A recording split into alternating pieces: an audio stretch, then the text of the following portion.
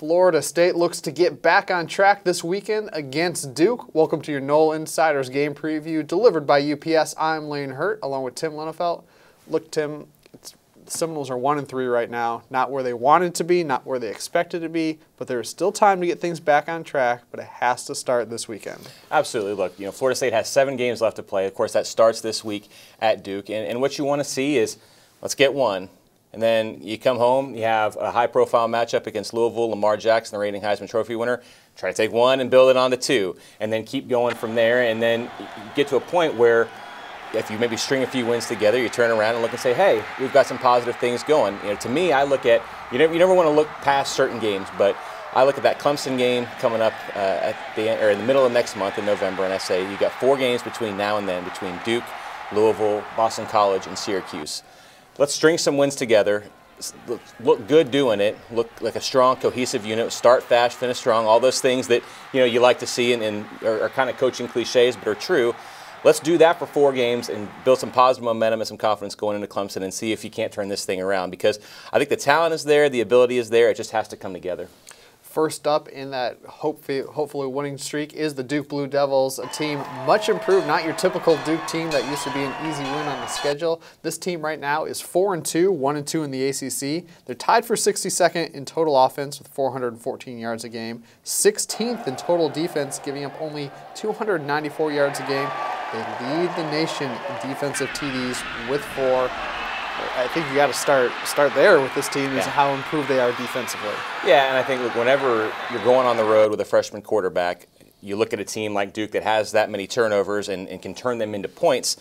Your number one priority, I think, has to be staying away from that. You can't turn the ball over because Duke can turn it into points, and in a close game, that's going to be the difference. What you don't want is an interception return for a touchdown to be the difference in a 7-point final score, right? So for Florida State, I think it comes down to making smart decisions. That means James Blackman making smart decisions, getting his reads and his checks, and maybe not trying to do too much, not trying to force things, and kind of going from there. Don't let Duke beat you with the turnover game and then move forward from there. I think that's kind of the foundation that you want to set, because they've shown that they can. And when you're on the road, if you give up an early turnover and they go into points, that's when things start to feel a little bit uncomfortable and you find yourself in a situation you don't want to be in. So I think, first things first, you have to take care of the ball in this situation and then move forward.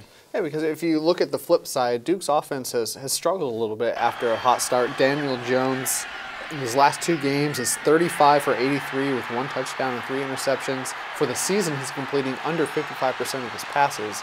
There's some opportunities, especially if you can stop them on 1st and 2nd down, to make some plays, create some plays against Duke's offense. Well, what that says to me, and I'm sure to everybody, is keep them out of short fields. Again, be smart with the ball. If it's not there, don't force it. Trust your defense against a quarterback who's having trouble completing passes. Make them go the length of the field. Odds are they're probably not going to be able to do it more often than not. Try to play the field position game and take advantage of your opportunities when you can. I think that's kind of the blueprint for going on the road anyway against just about anybody, is be opportunistic. You don't necessarily need to take too many risks, especially, I think, in a noon game against an opponent that you don't play very often, and see where that leads you, at least in the first half, and then maybe adjust after halftime. But for me, for Florida State, the big thing, just kind of do your basics, do the things that you need to do sort of fundamentally to not let it get away from you on the road, and then go from there.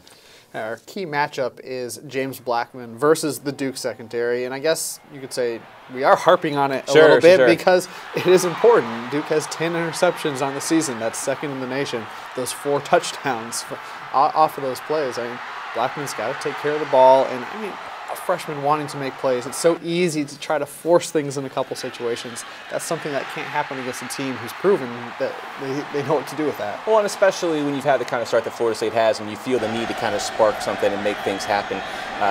You'd like to, granted, you want playmakers to be confident and try to go out there and try to make plays, but you also don't want them to do something that maybe would be rash.